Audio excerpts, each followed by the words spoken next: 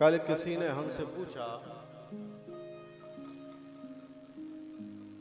कि महाराज लोग पूछ रहे हैं कि राम जी की जाति क्या थी। हमने उत्तर तो नहीं दिया, हम मात्र मुस्कुरा गए।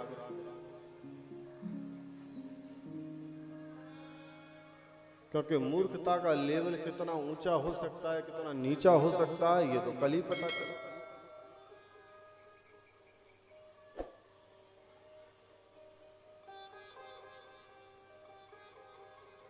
विदर्भियों ने ऐसा षड्यंत्र बना करके तैयार किया कि हमारे यहाँ तो 4 वर्ण हुआ करते थे, जातियों का तो बात ही नहीं आती। उन्होंने जातियां बनाना शुरू कर दी।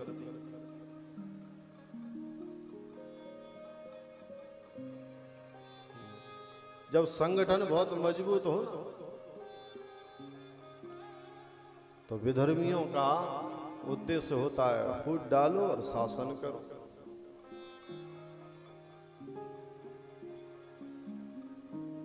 एक सज्जन कह रहे थे, महाराज जी बताइए, ब्राह्मण क्षत्रिय वैश्य इनमें बड़ा ऊंच नीच का खेल चलता रहता है। तो हमने कहा उसमें समस्या कहाँ है?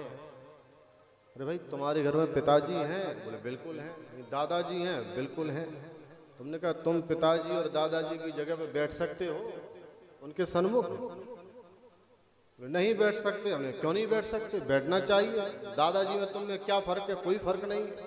2 हाथ तुम्हारे, 2 हाथ उनके, 2 आंख तुम्हारे, 2 आंख उनके, 2 कान तुम्हारे, 2 कान उनके। अगर खून निकाल दो तो दोनों का खून लाल है, तो फिर क्या अंतर भेद? क्यों पैर छूते उनके? आवश्यकता ही नहीं है सम्मान करने की। अरे सब कुछ बराबर ही तो है, भेद है कहां? अब वो कहें कि हमने बच्चे पैदा किए तो तुम कह देना विवाह होने के बाद हम भी पैदा करेंगे, इसमें कौन सी बड़ी बात है? किस बात का सम्मान करें तुम्हारा? क्यों माला पहनाइए तुम? नहीं महाराज ये ठीक नहीं है, उनका अपमान करना।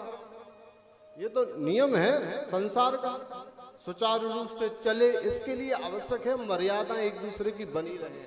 तुमने कहा भगवान ने, जो भगवान का इतना बड़ा परिवार है ये संसार, उसमें भगवान ने एक को बड़ा और एक को छोटा बना करके भेज दिया, तो उसमें तुम्हें क्या समस्या होती है? जो बात तुम घर में नहीं चाहते लेकिन बाहर हल्ला मचाओ। अगर एक ही खून की और एक ही हाथ पैर की अगर बात है तो वो तो तुम्हारे घर में भी बराबर है।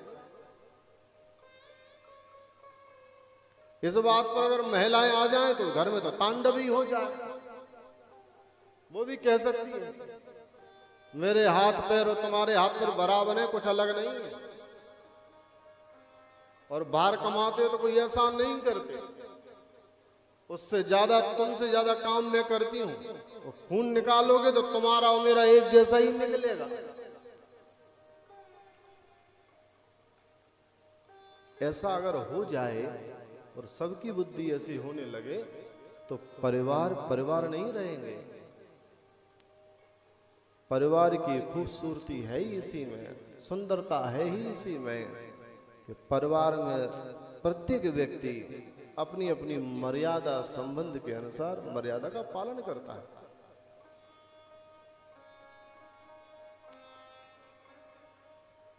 घर में जाओ, बच्चे हो, बूढ़े हो, बहू हो, तो सब अपनी मर्यादा का पालन करते हैं तो घर कितना सुंदर लगता है। बहू अलग दिखाई देती है, ये बहू है इस घर, साड़ी पहने हुए, सिर पे पल्ला लिए।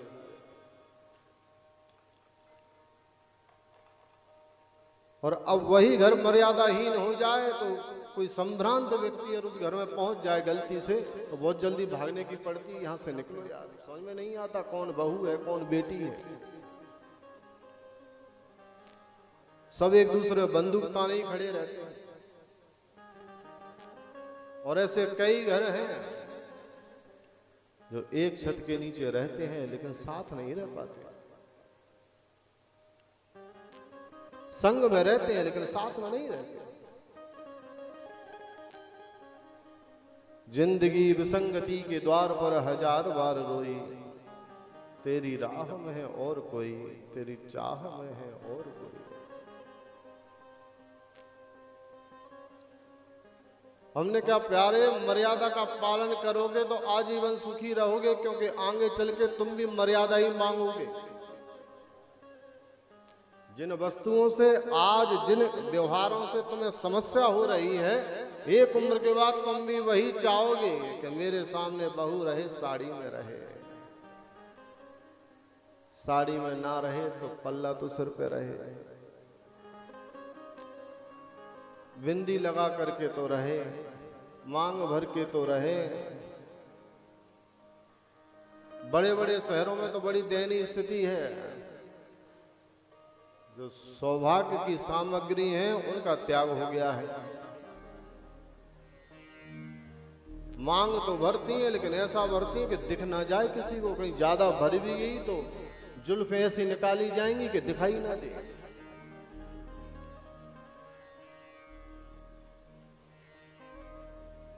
तो समाज को संभ्रांत बनाने के लिए कुछ नियम बनाए गए हैं, उसका पालन होता है तो सारा समाज सुखी रहता है। और ये बात मात्र समाज तक नहीं है, हर विभाग में भी। अध्यक्ष का कार्य अलग है, मंत्री का कार्य अलग है, उप मंत्री का कार्य अलग है, सबके कार्य बटे हैं। चपरासी कहे मालिक में और हमने क्या अंतर है, खून निकालो एक जैसा निकलेगा, ये कोई तरीका है? हम ऊपर बैठेंगे एसी में जाके, हम दरवाजे पे क्यों खड़े हो? तो काम चलेगा नहीं। सिस्टम को तो मानना ही पड़ेगा। और जहां सिस्टम को फॉलो किया जाता है, किसी भी स्तर पर हो, वहां सब कुछ व्यवस्थित रहता है, वहां अव्यवस्थाएं नहीं होती।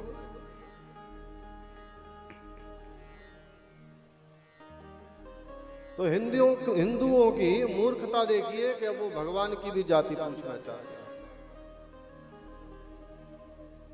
और हम ये समझ गए किसी विधर्मी के संपर्क में है।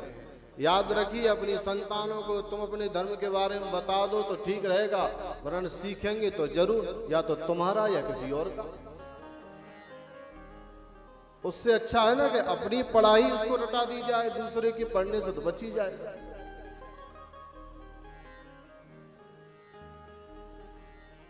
अन्य धर्मों के धर्माचारी